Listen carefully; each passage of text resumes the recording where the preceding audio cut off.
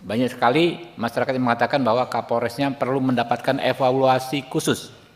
Kami sependapat juga ya, karena Kapolresnya ini setelah kejadian saya telepon saja nggak angkat telepon. Komisi 3 Pak Rano Alfat ya, didampingi dengan teman-teman dari fraksi kehormatan mahasiswa ya yang ada di DPR ini beraktivitas. Dari mana aja? Coba memperkenalkan diri dulu biar ini. Izin Pak, saya Alzahra Negara dari Binus University. Binus, oh keren ya. Kamu? Izin Pak, saya saya Firman Maulidi Nama Tonga. siapa? Nama saya Firman Maulidi Tonga dari UPN Veteran Jakarta. Yang tadi siapa namanya? Alzahra Pak. Oke, tuh. Izin Bapak, nama saya Dinda dari Universitas Islam Riau Pekanbaru. Oke, oh anak Pekanbaru. Ya. Izin Bapak, nama saya Yuwana dari Unhas, Pak. Unhas, Hasanuddin. Yo, ini ada kejadian di Jeneponto. Izin Bapak, nama saya Zaratul Maulida dari Universitas Pembangunan Nasional Veteran Jakarta. Oke, Izin Pak, saya Laura dari Universitas Brawijaya. oke, lanjut. Izin Pak, nama saya Firza dari Unhas. Unhas. Tuh, yo, Izin Pak, nama saya Widya dari UPN Veteran Jakarta. yo. Izin Pak, nama saya Sarah Davina dari Binus University. Lain kali izin Paknya nggak usah dipakai, langsung perkenalkan nama saya gini. Ya teman-teman, hari ini ya kita sedikit menyampaikan evaluasi kita karena memang urgent untuk segera disampaikan terkait peran Polri ya dalam pengamanan Pilkada serentak tanggal 27 November kemarin. Ya, jadi kami melakukan evaluasi. Basisnya evaluasi ini adalah laporan-laporan yang masuk kepada kami ya, dan juga monitoring aktif yang kami lakukan. Terakhir kami juga mendapatkan berbagai informasi khusus dari beberapa sumber kami di berbagai daerah ya. Teman-teman, secara garis besar kami perlu sampaikan bahwa Polri benar-benar maksimal menjalankan tugas pokok dan fungsinya ya terkait pengamanan pilkada ya. Peran maksimal Polri tersebut mulai dari persiapan ya, persiapan artinya membantu distribusi logistik ya, penyiapan TPS ya, kemudian juga pelaksanaan pencoblosan ya, menjaga ketertiban terkait pencoblosan sampai dengan selesainya penghitungan cepat di masing-masing daerah ya, atau yang namanya disebut real count. Sebenarnya bukan real count itu ya, tetapi penghitungan dengan aplikasi. Kami menyampaikan sekali lagi bahwa peran Polri sangat maksimal dan kami harus menyampaikan apresiasi yang luar biasa ya, kepada Pak Kapolri Listio Sigit, para Kapolda, para Kapolres, para Kapolsek, para Babin Kamtibmas. Namun memang ada beberapa informasi yang kami dapatkan di Sekretariat Komisi 3, tepatnya ada 5 informasi tentang kejadian yang cukup menonjol. Yang pertama adalah kejadian di Puncak Jaya, Papua Tengah ya. Itu ada bentrokan antar pendukung karena terjadi saling klaim kemenangan.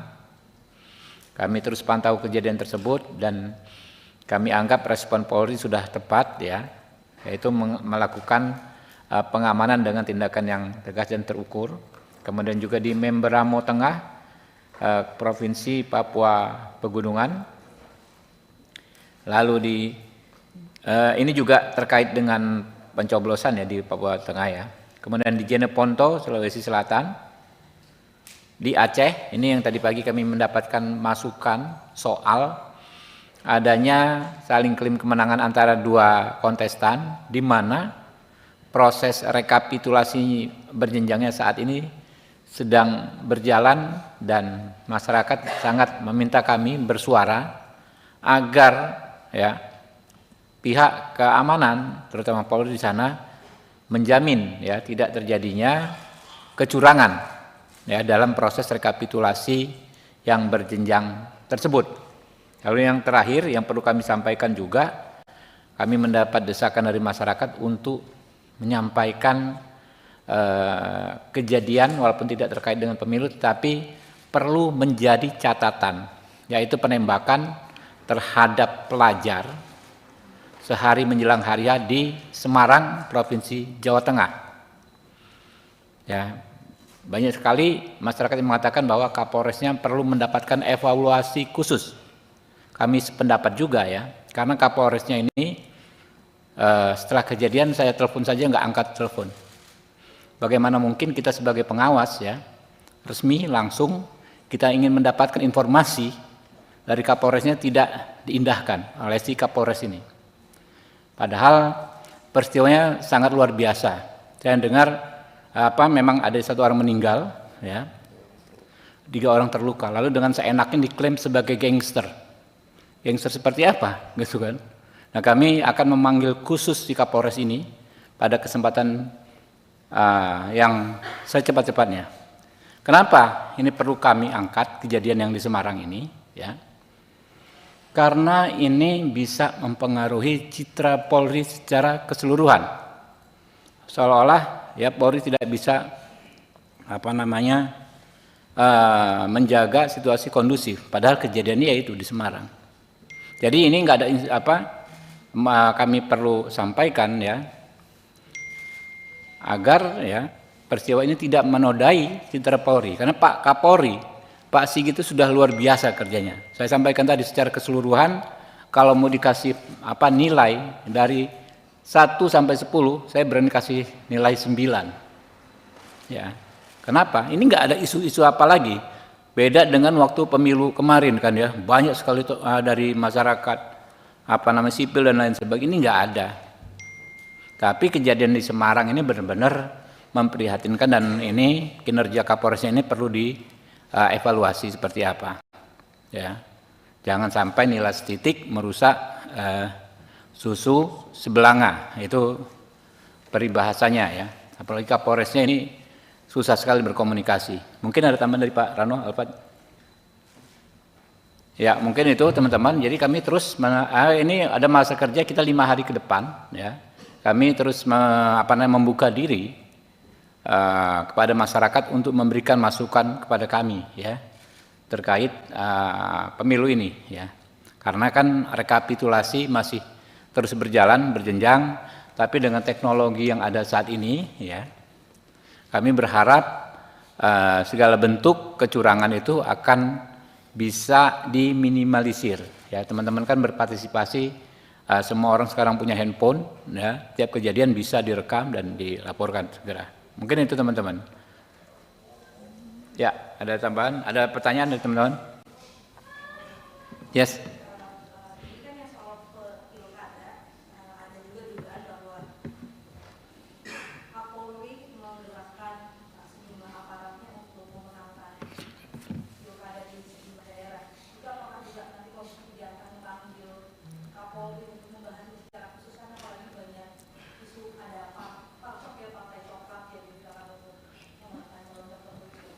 Enggak, justru sebaliknya ya, apa yang disampaikan oleh segelintir orang terkait parcok dan lain sebagainya itu kami kategorikan sebagai hoax ya.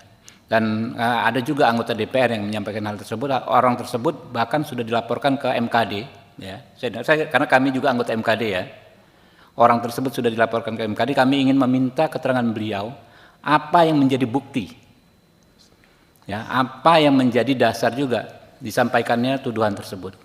Namanya pilkada ini tidak hanya antar 2 kubu ya.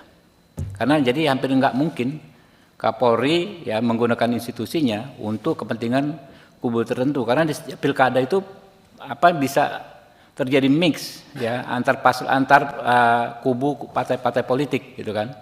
Di provinsi A misalnya partai A berkoalisi dengan partai B, di provinsi lainnya berseberangan. Ya, jadi secara logika nggak logis ya. Dan kami minta sesama teman-teman anggota DPR, walaupun kita bebas berpendapat, tapi harus didasarkan pada bukti-bukti yang kuat. Jangan hanya narasi-narasi, karena itu justrulah yang akan bisa menjadi situasi tidak kondusif. Saya dengar orang tersebut sudah dilaporkan di MKD. Kalau dilaporkan di MKD, prosedurnya tentu akan dipanggil, dimintai keterangan, dan diminta untuk membuktikan. Kalau tidak bisa membuktikan, tentu ada konsekuensinya. Ya.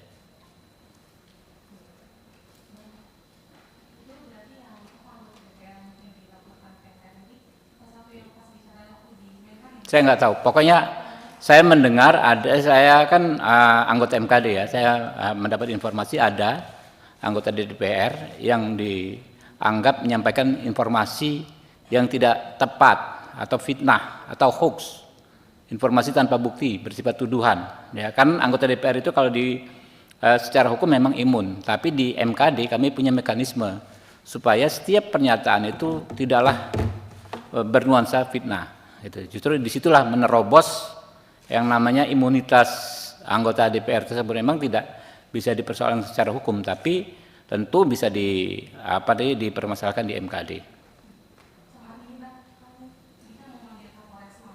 Iya. Iya, persis. Ya. Ya. Hari Selasa, sekitar hari Selasa.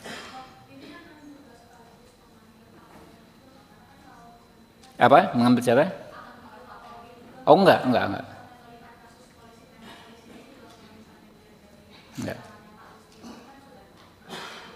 Enggak, baru 2 kali yang periode ini ya.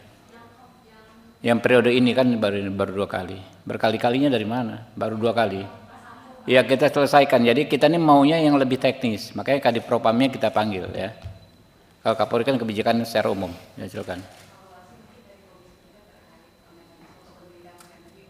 Ya, nah itu dia.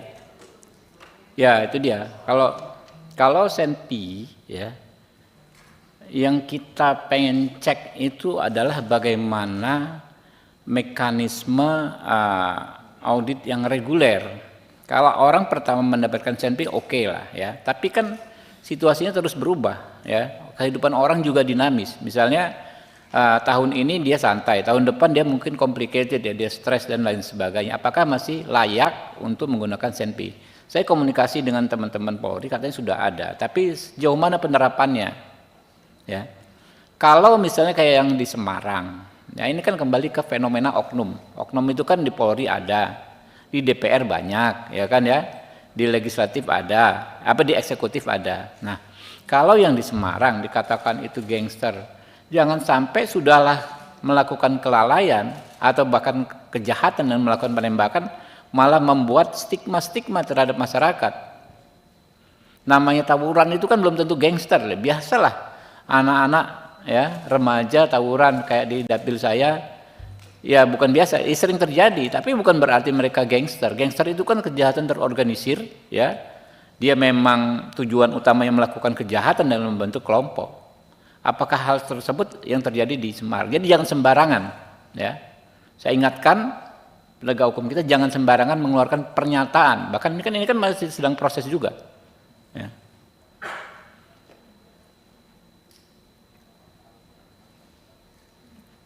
Oke ya, teman-teman ya, itu dulu ya. Ya.